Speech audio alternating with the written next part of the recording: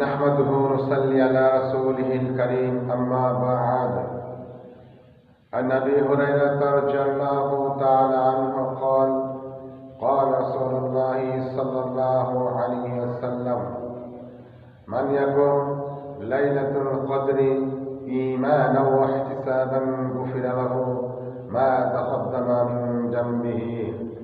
আবু হুরায়রা রাদিয়াল্লাহু তাআলা আনহু হতে বর্ণিত, রাসূলুল্লাহ সাল্লাল্লাহু আলাইহি ওয়াসাল্লাম বলেন, যে ব্যক্তি লাইলাতুল কদরের রাত্রে জাগরণ করল ঈমানের সহিত, সওয়াবের আশায়, পরকালের কল্যাণের আশায়, পরকালের মুক্তির আশায়, আল্লাহ তাআলা সন্তুষ্টি অর্জনের লক্ষ্যে, আল্লাহ রাব্বুল আলামিন তার জীবনের সমস্ত পাপকে ক্ষমা করে দেবেন।